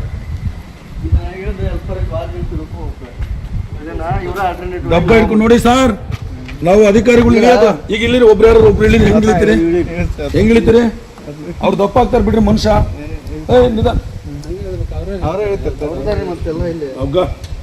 ಅಣ್ಣ ನೀವು ಜಿಮ್ಮಿಗೆ ಹೋಗ್ಬೇಕಾಗಿತ್ತಣ್ಣ. ಹಾ ಏನಣ್ಣ ನೀವೆಲ್ಲ ಕಮ್ತ ಮಾಡಿ ಕುರಿ ಕಾಯ್ದಾರ್ರಿ ಅವರೆಲ್ಲ. ಏನ್ರಿ ಇದು? ಇದ್ರಾಗೆಲ್ಲ ಹಾವಿನ ಪರಿ ನೋಡಿದ್ರ ದಿಕ್ಕ ಒಂದ್ ದೊಡ್ಡದೈತ್ರಿ ಹಾವ. ಅವ್ರ ಮೇಂಟೆನೆನ್ಸ್ ಸರಿ, ನೀರ್ ಎತ್ತಿಸ್ಬೇಕ್ರಿ. ಒಂದ್ ಮೋಟರ್ ಇಲ್ಲಿ ಸಣ್ಣದೊಂದು. ನಮ್ ಕುಡಿಯೋ ನೀರ್, ನಮ್ಗ ಕುಡಿಯಕ್ ನೀರಿಲ್ಲ. ನೀರ್ ತರ್ತೀವಿ ನಾವು ಹೋಗಿ, ನಮಗೆ ಕುಡಿಯೋ ನೀರಿಲ್ಲ. ನಮಗೆ ಇಲ್ಲಿ ಹೂನವ ಹೆಂಗ್ ಮಾಡ್ಬೇಕು? ಮತ್ತ ನೀರಾವರಿ ಇಲಾಖೆ ಅವರೇ, ಗದಗಲ್ಲಿದ್ದೀರಾ ನೀವು. ಈ ನೀರಾವರಿ ಇದು ನಾವೀಗ ಚೆಕಪ್, ನೀವು ಎಷ್ಟು ದಿನ ಮಾಡಿದಿರ ಚೆಕಪ್ ನಾವು ಚೆಕ್ ಮಾಡ್ತೀವಿ. ಯಾರು ಚೆಕ್ ಮಾಡ್ತಾರೋ ಇಲ್ವೋ ನಾನು ಚೆಕ್ ಮಾಡ್ತೀನಿ ಅದನ್ನು. ಯಾಕಂದರೆ ಎಷ್ಟು ಕ್ವಾಂಟಿಟಿ ನೀರಿದೆ ಅಂತೇಳಿ ನೀವು ಚೆಕ್ ಮಾಡಬೇಕು. ಅದಕ್ಕೋಸ್ಕರ 100 ಕೋಟಿಗಳು ಖರ್ಚು ಮಾಡಿ ನಿಮಗೆ ಜನಗಳಿಗೆ ಕುಡಿಯೋಕ್ಕೆ ನೀರು ಕೊಟ್ಟೋಕ್ಕೆ ಈ ಆಫೀಸರ್ಗಳನ್ನ ಕೆಲಸ ಮಾಡೋಕ್ಕೆ ಲೇಬರ್ಗಳನ್ನ ಇಟ್ಟಿದ್ದೀವಿ. ಇವರ ಒಳ್ಳೆಯದಕ್ಕೆ ಕೂಡ ನೀವು ಲೈಟ್ ಕೊಡೋದಿಲ್ಲ, ಶೌಚಾಲಯಗಳು ಕಟ್ಟೋದಿಲ್ಲ, ಅವ್ರಿಗೆ ಬರುವಂಥ ಸಂಬಳ ನ್ಯಾಯವಾಗಿ ಕೊಡೋದಿಲ್ಲ. ಅವ್ರೇನಾದ್ರು ಮಾತಾಡಿದ್ರೆ ಅವ್ರ ಮೇಲೆ ಧಮಕಿ ಹಾಕೋದು, ಇನ್ನೊಂದು ಮಾಡೋದು, ಅವೆಲ್ಲ ಮಾಡಬೇಡ್ರಿ ದಯಮಾಡಿ. ಯಾಕಂದರೆ ಆ ಹುಡುಗರು ನಿಮ್ಮ ಕೆಲಸಗಾರರಾಗಿ ನಿಮ್ಮ ಕೆಲಸ ಮಾಡ್ತಿದ್ದಾರೆ. ದಯಮಾಡಿ ಈಗೇನು ಗುಣಮಟ್ಟದಲ್ಲಿ ಈ ನೀರನ್ನ ಕೊಡ್ತಾ ಇಲ್ಲ, ಗುಣಮಟ್ಟದ ನೀರಾವರಿಗೆ ಕೊಡಬೇಕು. ಯಾವುದೇ ಕಾರಣಕ್ಕೂ ಗುಣಮಟ್ಟ ತಪ್ಪಿದೆ. ಈಗ ಇದನ್ನು ದೊಡ್ಡ ಮಟ್ಟದ ಹೋರಾಟವನ್ನು ಮಾಡ್ತೀವಿ. ನಮಗೆ ನಾಳೆನೇ ಅದರ ಮಾಹಿತಿಯನ್ನು ನಮಗೆ ತಿಳಿಸ್ಬೇಕು. ತಿಳಿಸಿಲ್ಲ ಅಂದರೆ ಇದು ದೊಡ್ಡ ಮಟ್ಟದ ಹೋರಾಟ ಆಗುತ್ತೆ. ನಮಸ್ಕಾರ. ಚನ್ನಗಿರಿ ತಾಲೂಕಿನಲ್ಲಿ ಜಿಲ್ಲಾಧಿಕಾರಿ ಎಸ್ಪಿ, ಜಿಲ್ಲಾ ಪಂಚಾಯತ್ ಸಿಇಒ ದಿಢೀರ್ ಪರಿಶೀಲನೆ, ಆಸ್ಪತ್ರೆ, ಶಾಲಾ, ಪ್ರವಾಸಿ ತಾಣಗಳ ವೀಕ್ಷಣೆ. ಚನ್ನಗಿರಿ ತಾಲೂಕಿನಲ್ಲಿ ಜಿಲ್ಲಾಧಿಕಾರಿ ಎಸ್ಪಿ, ಜಿಲ್ಲಾ ಪಂಚಾಯಿತಿ ಸಿಇಒ ದಿಢೀರ್ ಪರಿಶೀಲನೆ, ಬರ ಪರಿಸ್ಥಿತಿ, ಆಸ್ಪತ್ರೆ, ಶಾಲೆಗಳು ಹಾಗೂ ಪ್ರವಾಸಿ ತಾಣಗಳ ವೀಕ್ಷಣೆ. ದಾವಣಗೆರೆ ಜಿಲ್ಲೆಯ ಜಿಲ್ಲಾಧಿಕಾರಿ, ಜಿಲ್ಲಾ ಪೊಲೀಸ್ ವರಿಷ್ಠಾಧಿಕಾರಿ ಹಾಗೂ ಜಿಲ್ಲಾ ಪಂಚಾಯತ್ ಮುಖ್ಯ ಕಾರ್ಯನಿರ್ವಹಣಾಧಿಕಾರಿ ಅವರು ಶುಕ್ರವಾರ ಚನ್ನಗಿರಿ ತಾಲೂಕಿನಲ್ಲಿ ವಿವಿಧ ಸರ್ಕಾರಿ ಕಚೇರಿಗಳು, ಸಾರ್ವಜನಿಕ ಆಸ್ಪತ್ರೆ, ವಸತಿ ಶಾಲೆಗಳು ಹಾಗೂ ಪ್ರವಾಸಿ ಮತ್ತು ಧಾರ್ಮಿಕ ಕ್ಷೇತ್ರಗಳಿಗೆ ದಿಢೀರ್ ಭೇಟಿ ನೀಡಿ ಪರಿಶೀಲನೆಯನ್ನು ನಡೆಸಿದ್ದಾರೆ. ಅಧಿಕಾರಿಗಳ ತಂಡವು ಮೊದಲು ಚನ್ನಗಿರಿ ಪೊಲೀಸ್ ಠಾಣೆ ಹಾಗೂ ಸಾರ್ವಜನಿಕ ಆಸ್ಪತ್ರೆಗೆ ಭೇಟಿ ನೀಡಿ ಆಸ್ಪತ್ರೆಯ ವಿವಿಧ ವಿಭಾಗಗಳನ್ನು ಪರಿಶೀಲಿಸಿತು. ಈ ವೇಳೆ ವೈದ್ಯರು ಹಾಗೂ ಆರೋಗ್ಯ ಇಲಾಖೆಯ ಅಧಿಕಾರಿಗಳೊಂದಿಗೆ ಆಸ್ಪತ್ರೆಯಲ್ಲಿನ ಚಿಕಿತ್ಸಾ ವ್ಯವಸ್ಥೆ, ರೋಗಿಗಳಿಗೆ ಒದಗಿಸಲಾಗ್ತಾ ಇರುವ ಸೇವೆಗಳು ಹಾಗೂ ಮೂಲಸೌಕರ್ಯಗಳ ಕುರಿತು ಚರ್ಚೆ ನಡೆಸಿದ್ರು. ಬಳಿಕ ಅಪ್ಪನಗುಡ್ಡ ಸಮೀಪದ ಜೋಳದ ಮೊರಾರ್ಜಿ ದೇಸಾಯಿ ವಸತಿ ಶಾಲೆ, ದೇವರಹಳ್ಳಿ ರಂಗನಾಥ ಸ್ವಾಮಿ ದೇವಾಲಯ ಹಾಗೂ ಅಲ್ಲಿನ ವಸತಿ ಶಾಲೆಗೆ ಭೇಟಿ ನೀಡಿ ಶಿಕ್ಷಣ, ಮೂಲಸೌಕರ್ಯ ಮತ್ತು ಸಾರ್ವಜನಿಕ ಸೌಲಭ್ಯಗಳ ಕುರಿತು ಅಧಿಕಾರಿಗಳಿಂದ ಮಾಹಿತಿ ಪಡೆದರು. ಪರಿಶೀಲನೆ ವೇಳೆ ಕಂಡುಬಂದ ಸಮಸ್ಯೆಗಳನ್ನು ಆದ್ಯತೆ ಮೇರೆಗೆ ಪರಿಹರಿಸುವಂತೆ ಸಂಬಂಧಪಟ್ಟ ಅಧಿಕಾರಿಗಳಿಗೆ ಜಿಲ್ಲಾಧಿಕಾರಿಗಳು ಸೂಚನೆಯನ್ನ ನೀಡಿದರು. ಈ ಸಂದರ್ಭದಲ್ಲಿ ಮಾಧ್ಯಮಗಳೊಂದಿಗೆ ಮಾತನಾಡಿದ ಜಿಲ್ಲಾಧಿಕಾರಿಗಳು, ಕಳೆದ ಹಲವು ತಿಂಗಳುಗಳಿಂದ ಜಿಲ್ಲೆಯ ವಿವಿಧ ಗ್ರಾಮಗಳು ಹಾಗೂ ತಾಲೂಕುಗಳಿಗೆ ನಿರಂತರ ಭೇಟಿಯನ್ನ ನೀಡಲಾಗ್ತಾ ಇದೆ. ಶಾಲೆಗಳು, ಸರ್ಕಾರಿ ಇಲಾಖೆಗಳು, ಪ್ರವಾಸಿ ತಾಣಗಳು, ದೇವಾಲಯಗಳು ಸೇರಿದಂತೆ ಸಾರ್ವಜನಿಕ ಸೇವೆಗಳ ಗುಣಮಟ್ಟವನ್ನು ಪರಿಶೀಲಿಸಿ ಸ್ಥಳದಲ್ಲಿಯೇ ಸಮಸ್ಯೆಗಳಿಗೆ ಪರಿಹಾರ ಕಂಡುಕೊಳ್ಳುವ ಉದ್ದೇಶದಿಂದ ಈ ಪ್ರವಾಸಗಳನ್ನು ಕೈಗೊಳ್ಳಲಾಗುತ್ತಿದೆ ಎಂದು ತಿಳಿಸಿದರು. ತಾಲೂಕಿನಲ್ಲಿ ಮಳೆಯ ಕೊರತೆಯಿಂದ ಉಂಟಾಗಿರುವ ಬರ ಪರಿಸ್ಥಿತಿಯನ್ನು ಪರಿಶೀಲಿಸಲಾಗ್ತಾ ಇದೆ. ಯಾವ ಭಾಗಗಳಲ್ಲಿ ಬೆಳೆ ಉತ್ತಮವಾಗಿದೆ, ಯಾವ ಭಾಗಗಳಲ್ಲಿ ಬೆಳೆ ಹಾನಿಯಾಗಿದೆ ಹಾಗೂ ರೈತರು ಎದುರಿಸುತ್ತಿರುವ ಸಮಸ್ಯೆಗಳ ಕುರಿತು ಮಾಹಿತಿ ಸಂಗ್ರಹಿಸಿ ಅಗತ್ಯ ಕ್ರಮ ಕೈಗೊಳ್ಳಲಾಗುತ್ತಿದೆ ಎಂದು ಜಿಲ್ಲಾಧಿಕಾರಿಗಳು ತಿಳಿಸಿದರು. ಜಿಲ್ಲಾ ಪೊಲೀಸ್ ವರಿಷ್ಠಾಧಿಕಾರಿಗಳು ಮಾತನಾಡಿ ಅಮ್ಮನಗುಡ್ಡ ವ್ಯಾಪ್ತಿಯ ದೇವಾಲಯದಲ್ಲಿ ಹಬ್ಬ, ಹುಣ್ಣಿಮೆ ಹಾಗೂ ಅಮಾವಾಸ್ಯೆ ಸಂದರ್ಭಗಳಲ್ಲಿ ಹೆಚ್ಚಿನ ಸಂಖ್ಯೆಯಲ್ಲಿ ಭಕ್ತರು ಆಗಮಿಸಿರುವುದರಿಂದ ವಾಹನ ದಟ್ಟಣೆ ಉಂಟಾಗಿತ್ತು. ಈ ಹಿನ್ನೆಲೆಯಲ್ಲಿ ವಾಹನ ನಿಲುಗಡೆ ವ್ಯವಸ್ಥೆ, ಸಂಚಾರ ನಿರ್ವಹಣೆ, ಸಾರ್ವಜನಿಕರ ಸುರಕ್ಷತೆ ಹಾಗೂ ಅಗತ್ಯವಿರುವ ಸ್ಥಳಗಳಲ್ಲಿ ಸಿಸಿ ಕ್ಯಾಮೆರಾಗಳನ್ನು ಅಳವಡಿಕೆ ಸೇರಿದಂತೆ ವಿವಿಧ ಕ್ರಮಗಳನ್ನು ಕೈಗೊಳ್ಳುವ ಕುರಿತು ಸ್ಥಳ ಪರಿಶೀಲನೆ ನಡೆಸಲಾಗಿದೆ ಎಂದು ತಿಳಿಸಿದರು. ಪರಿಶೀಲನಾ ಪ್ರವಾಸದ ವೇಳೆ ಜಿಲ್ಲಾ ಪಂಚಾಯತ್ ಸಿಇಒ, ತಹಶೀಲ್ದಾರ್, ತಾಲೂಕು ಆಡಳಿತದ ಅಧಿಕಾರಿಗಳು, ಪೊಲೀಸ್ ಇಲಾಖೆ ಹಾಗೂ ವಿವಿಧ ಇಲಾಖೆಗಳ ಅಧಿಕಾರಿಗಳು ಉಪಸ್ಥಿತರಿದ್ದರು. ಅಧಿಕಾರಿಗಳ ಈ ದಿಢೀರ್ ಭೇಟಿ ಮೂಲಕ ಸಾರ್ವಜನಿಕ ಸೇವೆಗಳ ಗುಣಮಟ್ಟ ಹೆಚ್ಚಿಸುವುದು, ಬರ ಪರಿಸ್ಥಿತಿಯನ್ನು ಸಮರ್ಪಕವಾಗಿ ನಿರ್ವಹಿಸುವುದು ಹಾಗೂ ಪ್ರವಾಸಿ ಮತ್ತು ಧಾರ್ಮಿಕ ಕ್ಷೇತ್ರಗಳಲ್ಲಿ ಅಗತ್ಯ ಮೂಲಸೌಕರ್ಯಗಳನ್ನು ಅಭಿವೃದ್ಧಿಪಡಿಸುವ ನಿಟ್ಟಿನಲ್ಲಿ ಕ್ರಮ ಕೈಗೊಳ್ಳಲಾಗುತ್ತಿದೆ ಎಂದು ಅಧಿಕಾರಿಗಳು ತಿಳಿಸಿದರು. Bureau report Devaraj K, Nellihankalu, NKS report Davanagere.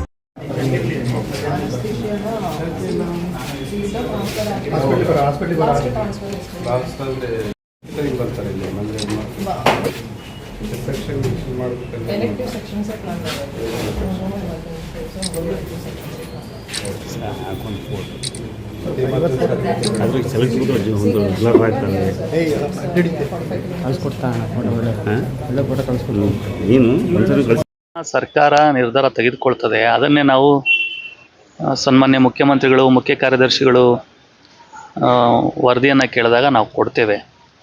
ನೀವು ಬರಗಾಲ ಘೋಷಣೆ ಮಾಡಬೇಕು ಅಂತ ಹೇಳಿದ್ರೆ ನಮ್ಗೆ ಗೊತ್ತಿದೆಯಲ್ಲ, ಮಾನದಂಡಗಳಿದ್ದಾವೆ. ಆ ಮಾನದಂಡಗಳ ರೀತಿಯಲ್ಲೇ ನಾವು ಸರ್ಕಾರಕ್ಕೆ ವರದಿಯನ್ನು ಕೊಡಬೇಕು.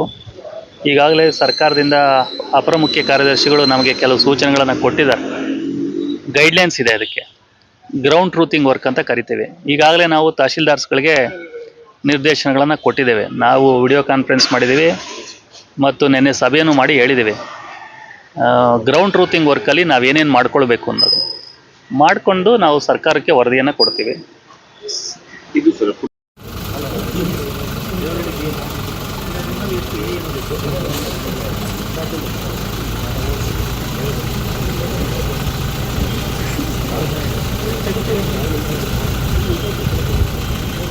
ನಾವು ರೆಗ್ಯುಲರ್ ಆಗಿ ಭೇಟಿ ಮಾಡ್ತಲೇ ಇರ್ತೀವಿ, ಹೋಗ್ತಾ ಇರ್ತೀವಿ. ಆದರೆ ನಾವು ನಿಮ್ಮ ಗಮನದಲ್ಲಿ ಇರೋದಿಲ್ಲ. ಇವತ್ತು ನಾವು 3 ಜನ ಬೆಳಗ್ಗೆ ಮೊರಾರ್ಜಿ ದೇಸಾಯಿ ಹಾಸ್ಪಿಟ್ಲ್ ಕೆರೆಬೆಳ್ಚಲ್ಲಿ ವಿಸಿಟ್ ಮಾಡಿದ್ವಿ. ವಿಸಿಟ್ ಮಾಡಿ ಅಲ್ಲಿ ಹಿಂದೆ ಸ್ವಲ್ಪ ಮಕ್ಕಳಿಗೆ ಕಜ್ಜಿ ಆಗಿರೋದು, ಇವೆಲ್ಲ ಸ್ವಲ್ಪ ಹೈಜೆನಿಕ್ ಪ್ರಾಬ್ಲಮ್ ಇತ್ತು. ಈಗ ಹೆಂಗಿದ್ದಾರೆ, ಅವ್ರು ಹೆಂಗ್ ಮಾಡಿದಾರ ಇಲ್ವಾ ಅಂತ ಸಾಹೇಬ್ರು ಒಂದು 4 ಸರಿ ಹೋಗಿದ್ರು ನಮ್ಮ CEO ಅವರು. ಅದನ್ನು ನೋಡೋದಕ್ಕೆ ಹೋದ್ವಿ. ಪ್ಲಸ್ ನಮ್ಮ ಮಳೆ ಹೇಗಾಗಿದೆ, ಬೆಳೆಗಳು ಹೇಗಿದೆ ಅನ್ನೋದನ್ನ ನಾವು ಹಾಗೇನೆ ಟ್ರಾವೆಲ್ ಮಾಡ್ಕೊಂತ 3 ಜನ ನೋಡ್ಕೊಂಡು ಬಂದ್ವಿ. ಇದಲ್ಲದೆ ನಾವು ಅಮ್ಮನಗುಡ್ಡದಲ್ಲಿ ಸ್ವಲ್ಪ ಟ್ರಾಫಿಕ್ ಜಾಮ್ ಆಗ್ತಾ ಇದೆ, ಸ್ವಲ್ಪ ಇಶ್ಯೂಸ್ಗಳು ಆಗ್ತಾ ಇದೆ ಅಂತ ಸಾಹೇಬರು ಚರ್ಚೆ ಮಾಡಿದ್ರು. ಹಾಗಾಗಿ ನಾವು ಅದಕ್ಕೆ SP ಸಾಹೇಬ್ರ ಜೊತೆಯಲ್ಲೇನೆ ಹೋಗಿ ವಿಸಿಟ್ ಮಾಡಿ ಎಲ್ಲೆಲ್ಲಿ CCTV ಹಾಕ್ಬೇಕು, ಎಲ್ಲೆಲ್ಲಿ ಪಾರ್ಕಿಂಗ್ ವ್ಯವಸ್ಥೆಗಳನ್ನು ಮಾಡಬೇಕು. ಸಾಹೇಬ್ರು ಒಂದು ಔಟ್ ಪೋಸ್ಟ್ ಪೊಲೀಸ್ ಸ್ಟೇಷನ್ ಅನ್ನು ಮಾಡೋಣ, ಯಾಕೆಂದ್ರೆ ಅಲ್ಲೊಂದು 1 ಕೋಟಿ ವೆಚ್ಚದಲ್ಲಿ ಒಂದು ಅತಿಥಿ ಗೃಹ ಆಗ್ತಾ ಇದೆ, ಅವನ್ನೆಲ್ಲ ನೋಡೋಣ ಅಂತ ಹೇಳಿ ಬಂದ್ವಿ. ಪ್ಲಸ್ ಇವತ್ತು ತಮ್ಗೆ ಗೊತ್ತಿರೋ ಹಾಗೆ ಸುಪ್ರೀಂ ಕೋರ್ಟಿನ ಆದೇಶದಂತೆ ಮತ್ತೆ ಸರ್ಕಾರದ ಆದೇಶದಂತೆ ಫುಟ್ಪಾತ್ ತೆರವು ಕಾರ್ಯಾಚರಣೆ ಆಗ್ತಾ ಇದೆ. ಹಾಗಾಗಿ ನಾವು 3 ಜನ ಅದನ್ನ ಮಾರ್ಗದರ್ಶನ ಮಾಡೋಣ ಅಂತ ಹೇಳಿ ಬಂದಿದ್ವಿ. ಇದಲ್ಲದೆ ಸ್ವಲ್ಪ ಕೆರೆಗಳನ್ನು ಭೇಟಿ ಮಾಡೋಗಿದ್ದೀವಿ. ಕೆರೆಗಳಿಗೀಗ ಉಬ್ರಾಣಿಯಿಂದ ಮತ್ತೆ ಬೇರೆ ಏತ ನೀರಾವರಿ ಯೋಜನೆಯಿಂದ ನೀರು ಬರ್ತಾ ಇದೆಯಲ್ಲ, ಅದು ಯಾವ ಹಂತದಲ್ಲಿದೆ, ನೀರು ಬರ್ತಾ ಇದೆಯಲ್ವಾ ಅನ್ನೋದನ್ನ ನೋಡೋಣ ಅಂತ. ಅದಲ್ಲದೆ ದೇವ್ರಗುಡ್ಡಕ್ಕೂ ಈಗ ಹೋಗ್ತೀವಿ, ನಾವು ದೇವರಹಳ್ಳಿಗೂ ಕೂಡ ಹೋಗ್ತೀವಿ, ದೇವಸ್ಥಾನಕ್ಕೆ. ಮತ್ತೆ ಒಂದು ಪೊಲೀಸ್ ಸ್ಟೇಷನ್ ಅನ್ನು ಸಾಹೇಬ್ರ ಜೊತೆ ವಿಸಿಟ್ ಮಾಡ್ತಾ ಇದೀವಿ. ಅದಲ್ಲದೆ ಇನ್ನೂ ಒಂದು 2-3 ಹಾಸ್ಟೆಲ್ ಅನ್ನ ವಿಸಿಟ್ ಮಾಡ್ತೀವಿ. ಹಾಗಾಗಿ ತಾಲೂಕಿನಾದ್ಯಂತ ತಿಂಗಳಿಗೊಂದ್ಸರಿ, 2 ತಿಂಗಳಿಗೊಂದ್ಸರಿ, 3 ತಿಂಗಳಿಗೊಂದ್ಸರಿ ಬೇರೆ ಬೇರೆ. ನಿನ್ನೆ ನಾನು ಸಾಹೇಬ್ರು ಇದಕ್ಕೆ ಹೋಗಿದ್ವಿ, ಜಗಳೂರಿಗೆ ಹೋಗಿದ್ವಿ.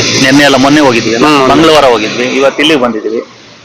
ಸೊ ಮಧ್ಯಾಹ್ನ ಆಫೀಸ್ಗೆ ಹೋಗ್ತೀವಿ, ಮಧ್ಯಾಹ್ನ ಜನನೂ ನಾವು ಭೇಟಿ ಮಾಡ್ತೀವಿ, ಮಧ್ಯಾಹ್ನ 3 ಗಂಟೆ ಮೇಲೆ. ಹಾಗಾಗಿ ಬೆಳಗ್ಗೆನೆ ಬರ್ತೀವಿ ನಾವು ಬಂದ್ರು. ಆಕ್ಚುಲಿ ಸರ್, ಈ ಸುಳೆಕೆರೆಯಲ್ಲಿ ಯಾವ ಪೋಸ್ಟ್ ಇತ್ತು ಸರ್ ಯಾಕಂತಂದ್ರೆ ಸುಳೆಕೆರೆ ಒಂದು ಪ್ರೇಕ್ಷಣೀಯ ಸ್ಥಳ ಆಗಿದೆ ಸರ್. ಅಲ್ಲಿ ಸಾಕಷ್ಟು ಜನರು ಬರ್ತಾರೆ. ಒಂದು ಔಟ್ ಪೋಸ್ಟ್ ಉಪಠಾಣೆ ಇರೋದನ್ನ ವೇಕೆಂಟ್ ಆಗಿದೆ ಸರ್. ಅಲ್ಲಿ ಮತ್ತು ಉಪಠಾಣೆ ಮಾಡಿದ್ರೆ ಸಾಕಷ್ಟು ಜನರಿಗೆ ಅನುಕೂಲ ಆಗುತ್ತೆ. ಅದ್ರ ಬಗ್ಗೆ ಏನ್ ಹೇಳ್ತೀರಾ? ಅದೇ ವಿಚಾರವಾಗಿ ಮಾನ್ಯ ಜಿಲ್ಲಾಧಿಕಾರಿಗಳು ಮತ್ತು CEO ಸಾಹೇಬರು ಎಲ್ಲ ಸೇರಿ ವಿಸಿಟ್ ಮಾಡಿಬಿಟ್ಟು ಅಲ್ಲಿ ಅಸಿಸ್ಟೆಂಟ್ ಡೈರೆಕ್ಟರ್ ಟೂರಿಸಂ ಜೊತೆ ಮಾತಾಡ್ಕೊಂಡು, ಅಲ್ಲಿ ಲಾಸ್ಟ್ ಟೈಮ್ ಕೂಡ ಇದೇ ತರ ಇಶ್ಯೂ ಬಂದಿತ್ತು, ನಾನು ವಿಸಿಟ್ ಮಾಡಿದ್ದೆ. ಅಲ್ಲಿರ್ತಕ್ಕಂಥ CCTV ಹಾಕ್ಸೋದು ಮತ್ತೆ ಒಂದು OPN ತೆರೆದ್ಬಿಟ್ಟು ನಿರಂತರವಾಗಿ ಅಲ್ಲಿ ನಮ್ಮ ಸಿಬ್ಬಂದಿ ನಿಯೋಜಿಸುವ ಬಗ್ಗೆ ಮುಂದಿನ ದಿನ ಕ್ರಮ ಕೈಗೊಳ್ಳೋಕ್ಕೋಸ್ಕರ ನಾವು ಇವತ್ತೆಲ್ಲ ವಿಸಿಟ್ ಮಾಡಿದೆವು. ಅದರ ಜೊತೆಗೆ ಸಾಹೇಬ್ ಹೇಳಿದಾಗೆ ಈ ಹಬ್ಬದ ದಿನಗಳಲ್ಲಿ ಮತ್ತೆ ಅಮಾವಾಸ್ಯೆ ದಿನದಂದು ಅಮ್ಮನಗುಡ್ಡದಲ್ಲಿ ಏನು ಟ್ರಾಫಿಕ್ ಜಾಮ್ ಆಗೋ ಬಗ್ಗೆ ಮತ್ತು ಬೇರೆ ಸಾರ್ವಜನಿಕ ತೊಂದರೆ ಆಗ್ತಕ್ಕಂಥ ರೀತಿಯಲ್ಲಿ ಭಕ್ತಾದಿಗಳಿಗೆ ತೊಂದರೆ ಆಗ್ತಕ್ಕಂಥ ರೀತಿಯಲ್ಲಿ ಏನೇನು ಸಮಸ್ಯೆ ಅಂತ ಬಿಟ್ಟೇಳಿ ಈ ನಿಟ್ಟಿನಲ್ಲಿ ಯಾವ ರೀತಿ ಪರಿಹಾರ ಕೈಗೊಳ್ಳಬೇಕು ಅಂತ ಬಿಟ್ಟು ಇವತ್ತೆಲ್ಲ ಗ್ರೌಂಡ್ ರಿಯಾಲಿಟಿನ ಅರ್ಥ ಮಾಡ್ಕೊಂಡು ಅದಕ್ಕೆ ಒಂದು ರಿಪೋರ್ಟ್ ಅನ್ನ ಮಾಡಿ ಅದಕ್ಕೆ ಯಾವ ರೀತಿ CCTV ಎಲ್ಲೆಲ್ಲಿ ಹಾಕ್ಸ್ಬೇಕು ಅಂತ ಬಿಟ್ಟೇಳಿ ಮುಂದಿನ ಕ್ರಮ ಕೈಗೊಂಡು ಒಂದೊಂದಾಗಿ ಮುಗಿದು ಮಾಡಿ. ತಾಲೂಕಲ್ಲಿ 80% ಬಿತ್ತನೆ ಆಗಿದೆ ಸರ್. ಈ ಸರಿ ಮಳೆ ಬಂದಿಲ್ಲ ಸರ್. ಮುಂಗಾರು ಕೈ ಕೊಟ್ಟು ಬರಗ ಪೀಡಿತ ಪ್ರತಿ ತಾಲೂಕು ಅಂತ ಘೋಷಣೆ ಮಾಡಬೇಕು ಅಂತ ಎಲ್ಲ ರೈತರು ಪ್ರತಿಭಟನೆ ಮಾಡ್ತಾರೆ. ಟ್ರಾಫಿಕ್ ಜಾಮ್ ಆಗ್ತಾ ಇದೆ, ಅದು ಸಿಗ್ನಲ್ ಇಲ್ಲ, ಪಾರ್ಕಿಂಗ್ ವ್ಯವಸ್ಥೆ ಇಲ್ಲ.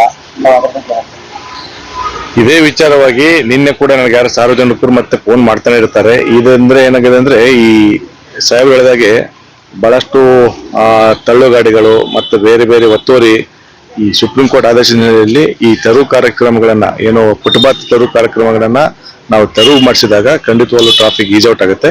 ಅದರ ಜೊತೆಗೆ ಇಲ್ಲಿ ಟ್ರಾಫಿಕ್ಗೆ ಸಂಬಂಧಪಟ್ಟಂತೆ ಇನ್ನೂ ಸ್ವಲ್ಪ ಹೆಚ್ಚಿನ ಸಿಬ್ಬಂದಿಗಳನ್ನ ಕೊಟ್ಬಿಟ್ಟು ಟ್ರಾಫಿಕ್ ರೆಗ್ಯುಲೇಷನ್ ಎಸ್ಪೆಷಲಿ ಶಾಲಾ ಕಾಲೇಜಿಗೆ ಹೋಗ್ತಕ್ಕಂಥ ಮಕ್ಕಳು ಬೆಳಗಿನ ಟೈಮ್ ಮತ್ತು ಸಾಯಂಕಾಲ ಶಾಲೆ ಬಿಟ್ಟ ನಂತರ ಮತ್ತೆ ಇಲ್ಲಿ ಬಸ್ ಸ್ಟ್ಯಾಂಡ್ ಸ್ವಲ್ಪ ಕೊರತೆ ಇರೋದ್ರಿಂದ ಅದಕ್ಕೆ ಸ್ವಲ್ಪ ಟ್ರಾಫಿಕ್ ಜಾಮ್ ಇಲ್ಲಿ ಸಮಸ್ಯೆ ಕಂಡು ಬರ್ತಾ ಇದೆ.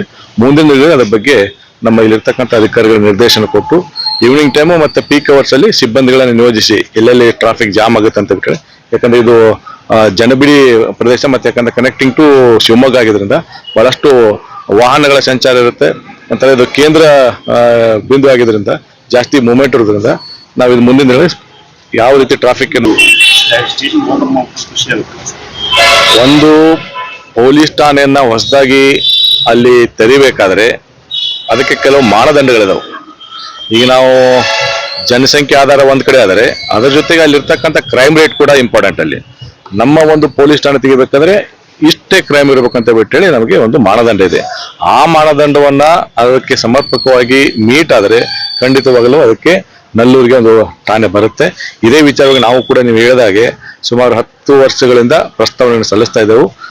ಪ್ರಸ್ತಾವನೆ ನಮ್ಮ ಒಂದು ಮಾನದಂಡಗಳನ್ನ ಮೀಟ್ ಆಗದೆ ಇರೋದ್ರಿಂದ ವಾಪಸ್ ಬಂದಿದೆ. ಮುಂದಿನ ದಿನಗಳಲ್ಲಿ ಇನ್ನ ರೀತಿ ಪರಿಷ್ಕೃತವಾಗಿ ಒಂದು ಡಾಟಾನ ನಾವು ಕಲೆಕ್ಟ್ ಮಾಡಿಬಿಟ್ಟು ಮುಂದಿನ ದಿನಗಳಲ್ಲಿ ಮತ್ತೊಂದು ಕುಂದುಕೊರತೆಗಳನ್ನು ಮಾಡ್ತಾ ಇದ್ದಾರೆ ಪೊಲೀಸ್ ಇಲಾಖೆಯನ್ನ. ಇದು ಯಾವುದೇ ಕೂಡ ಈಗ 4-5 ತಿಂಗಳಿಂದನೂ ಆಗಿಲ್ಲ ಸರ್. ನಾವು ಅದ್ರ ಬಗ್ಗೆ ಕುಂದುಕೊರತೆಗಳ ನೋಡಿ 2 ತರ ಬರುತ್ತೆ. ಒಂದು ಬೀಟ್ ಪೊಲೀಸ್ ಅಂತಂದ್ರೆ ಎಲ್ಲಾ ವಿಲೇಜ್ಗಳನ್ನ ಬೀಟ್ ಆಗಿ ಏನು ಕನ್ವರ್ಟ್ ಮಾಡ್ಕೊಂಡು ಆ ಬೀಟ್ಗೆ ಬೀಟ್ ಸಿಬ್ಬಂದಿ ನಿಯೋಜನೆ ಮಾಡ್ತೇವೆ. ಅದರ ಉಸ್ತುವಾರಿಯಾಗಿ ನಮ್ಮ ASIಗಳು ಇರ್ತಾರೆ. ಎಲ್ಲವೂ ಕೂಡ ಪ್ರತಿ 15 ದಿನಕ್ಕೊಂದ್ಸಾರಿ ಬೀಟ್ ಮೀಟಿಂಗ್ ಮಾಡಿ ಅಲ್ಲಿ ಆಗ್ತಕ್ಕಂಥ ಏನು ವಿಚಾರಗಳ ಬಗ್ಗೆ ವರದಿಯನ್ನು ಇಡಬೇಕಾಗತ್ತೆ. ಇನ್ನು ನೀವು ಹೇಳಿದಾಗೆ ಜನಸಂಪರ್ಕ ಸಭೆ ಅಂತಂದ್ರೆ ಈ ಎಸ್ಪೆಷಲಿ ಯಾವ್ದೋ ಹಬ್ಬ ಬಂದಾಗ ಅದರ ಜೊತೆಗೆ ಶಾಂತಿ ಸಭೆಯನ್ನು ಮಾಡ್ತೇವೆ. ಮುಂದಿನ ದಿನಗಳಲ್ಲಿ ನೀವು ಹೇಳಿದಾಗೆ ಜನಸಂಪರ್ಕ ಸಭೆಯನ್ನು ನಾವು ಮಾಡ್ತಿರ್ತೇವೆ. ಹುಬ್ಬಳ್ಳಿಯಲ್ಲಿ ಸಾರ್ವಜನಿಕರ ಕಣ್ಣೆದುರೆ ಮೊಬೈಲ್ ಕಳ್ಳನ ಕರ ಮತ್ತು ಬೆನ್ನಟ್ಟಿ ಹೆಡೆಮುರಿ ಕಟ್ಟಿದ ಸಂಚಾರಿ ಪೊಲೀಸರು. ಸಾರ್ವಜನಿಕರ ಕಣ್ಣೆದುರೆ ಮೊಬೈಲ್ ಕಳ್ಳನ ಕರ ಮತ್ತು ಕಳ್ಳನ ಬೆನ್ನಟ್ಟಿ ಹೆಡೆಮುರಿ ಕಟ್ಟಿದ ಸಂಚಾರಿ ಪೊಲೀಸರು. ಹುಬ್ಬಳ್ಳಿಯಲ್ಲಿ ಸಂಚಾರ ನಿರ್ವಹಣೆ ಕಾರ್ಯದಲ್ಲಿ ನಿರತರಾಗಿದ್ದ ವೇಳೆ ಸಾರ್ವಜನಿಕರ ಮೊಬೈಲ್ ಕಸಿದು ಪರಾರಿಯಾಗಲು ಯತ್ನಿಸಿದ ಕಳ್ಳನನ್ನ ಸಂಚಾರಿ ಪೊಲೀಸ್ ಸಿಬ್ಬಂದಿ ಮಲ್ಲಾಡದ ಹಾಗೂ ಅವರ ತಂಡ ಕಳ್ಳನನ್ನ ಬೆನ್ನಟ್ಟಿ ಹೆಡೆಮುರಿ ಕಟ್ಟಿದ ಘಟನೆ ಕಳೆದ ದಿನ ನಗರದಲ್ಲಿ ನಡೆದಿದೆ. ಸಂಚಾರ ನಿಯಂತ್ರಣ ಕರ್ತವ್ಯದಲ್ಲಿದ್ದ ವೇಳೆ ಮೊಬೈಲ್ ಕಳ್ಳತನ ನಡೆದಿರುವುದನ್ನು ಗಮನಿಸಿದ ಸಿಬ್ಬಂದಿ ಯಾವುದೇ ಕ್ಷಣವೂ ವಿಳಂಬ ಮಾಡದೆ ತಕ್ಷಣವೇ ಕಾರ್ಯಪ್ರವೃತ್ತರಾಗಿ ಪರಾರಿಯಾಗಲು ಯತ್ನಿಸಿದ ಕಳ್ಳನನ್ನ ಕೆಲ ದೂರದವರೆಗೆ ಬೆನ್ನಟ್ಟಿದ ತಂಡ ಕೊನೆಗೆ ಯಶಸ್ವಿಯಾಗಿ ವಶಕ್ಕೆ ಪಡೆದು ಕಳುವಾಗಿದ್ದ ಮೊಬೈಲ್ ಅನ್ನ ಮರಳಿ ವಶಪಡಿಸಿಕೊಳ್ಳುವಲ್ಲಿ ಯಶಸ್ವಿಯಾಗಿದ್ದಾರೆ. ಇನ್ನು ಆರೋಪಿಯನ್ನ ಹಾಗೂ ವಶಪಡಿಸಿಕೊಂಡ ಮೊಬೈಲ್ ಅನ್ನ ಸಂಬಂಧಿಸಿದ ಪೊಲೀಸ್ ಠಾಣೆಗೆ ಒಪ್ಪಿಸಿ ಮುಂದಿನ ಕಾನೂನು ಕ್ರಮ ಜರುಗಿಸಿದೆ. Bureau report Santosh Medar, NKS TV 4 Dharwad. ಇದಿಷ್ಟು ಈ ದಿನದ ನ್ಯೂಸ್ ಬುಲೆಟಿನ್. ನಿರಂತರ ಸುದ್ದಿಗಳಿಗಾಗಿ ನೋಡ್ತಾ ಇರಿ NKS ಟಿವಿ 4, ಇದು ನಿರಂತರ ಕಾರ್ಯಪಡೆ.